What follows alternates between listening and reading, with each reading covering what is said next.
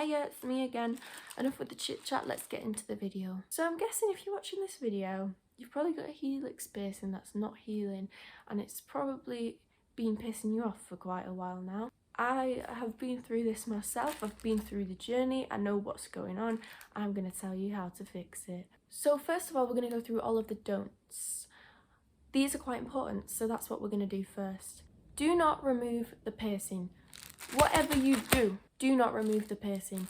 If you remove it, the infection might actually get trapped inside as it closes up, as the hole closes up, and then you will now have a much more serious infection that you probably won't be able to get rid of very easily by yourself. So don't remove the piercing.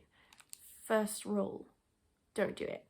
Second thing, don't use table salt. A lot of people think, oh, salt.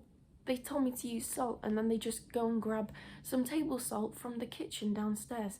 Don't do that. Table salt actually contains iodine, which contains very harsh chemicals, which can actually make your infection worse.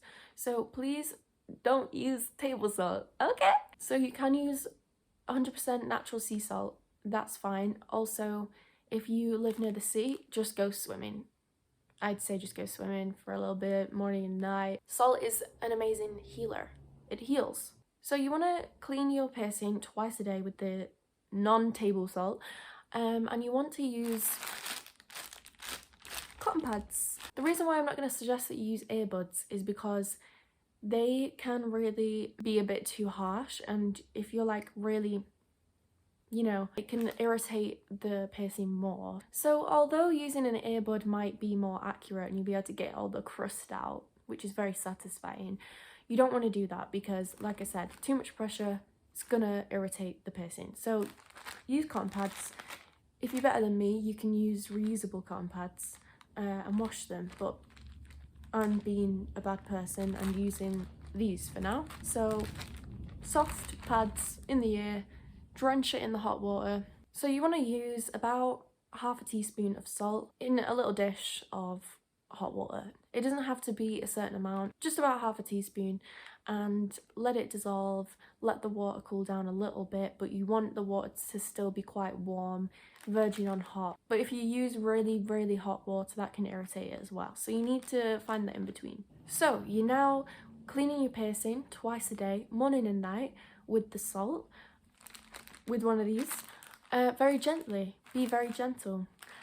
After you've done this, you've got all the crust off. Also, little disclaimer, as you're healing your piercing, it's gonna get crusty because all the stuff that's inside of it might start coming out and then crusting up, and then, you know, so you're kind of like detoxifying the area. So if you do get a lot of crust whilst you're healing your piercing, that's normal. That doesn't mean it's really infected. Just remove the crust and proceed. So this is just what worked for me. Might not work for you, but this worked a treat for me. I've had my helix piercing for about 2 years now, and it's still not fully healed. So, you know, I've had some issues there, but by doing this, I have healed it in a way that it's never been healed before. What you want to do is, after you've cleaned your piercing at night, you want to apply pseudocream to the area. So you want to get it in there. You want to get it in there.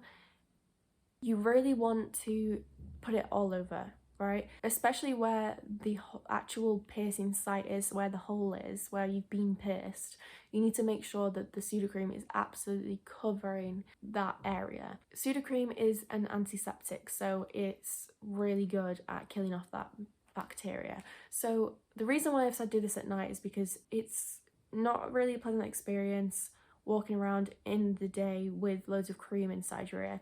I have done it, but it's just like, you might not want to do that. So that's why I'm suggesting you do it at night time. And then you want to wake up, and if you can, shower, get all that pseudocream out. Again, don't put the shower on hot. It needs to be medium hot. It needs to be warm or cold. If you like cold showers, Wim Hof, let's do him proud. Okay, so now you know how to actually clean the piercing and encourage the healing process. You now need to pay attention to how you are sleeping. So if you have your piercing on this side, try to sleep on this side.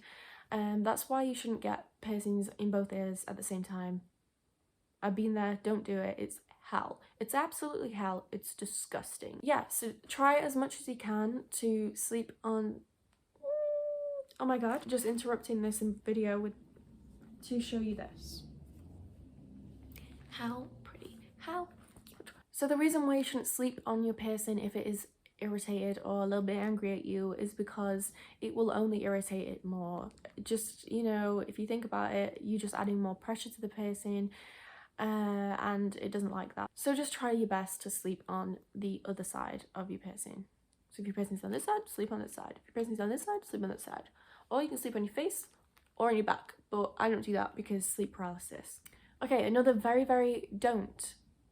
another big don't mess with your piercing. Don't touch it, don't look at it, just leave it alone. Unless you're cleaning it, you shouldn't be touching it. And even when you're cleaning it, you should be using a cotton bud or cotton pad or whatever, and you shouldn't be ever touching it like this. Like if this was your piercing, that shouldn't be happening ever.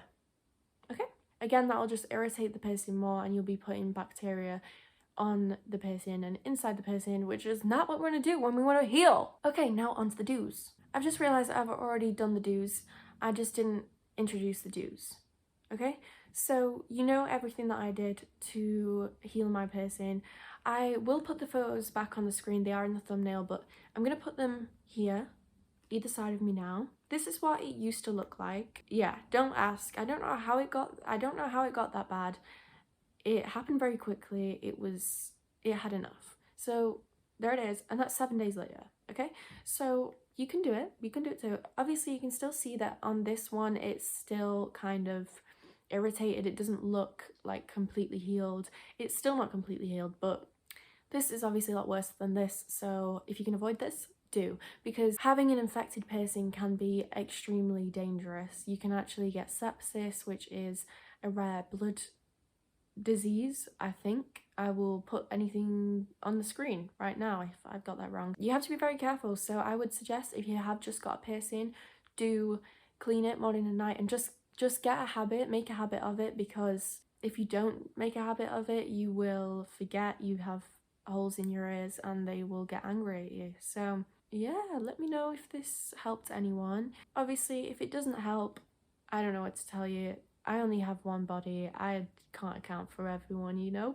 But this is just what works for me, and I just thought I had struggled with this for so long, and just cleaning my piercings alone with salt was not helping. So I feel, honestly, I am going to say that I think the thing that actually healed my piercing was the Sudocrem for me. So I really do recommend trying Sudocrem. Other than that, that's all I wanted to say. I really appreciate you coming back and watching me again. If you do enjoy me, if you did enjoy this video and you think, yeah, I want more, then leave a like, subscribe if you're feeling cheeky, and I'll see you in the next one. Thanks, guys.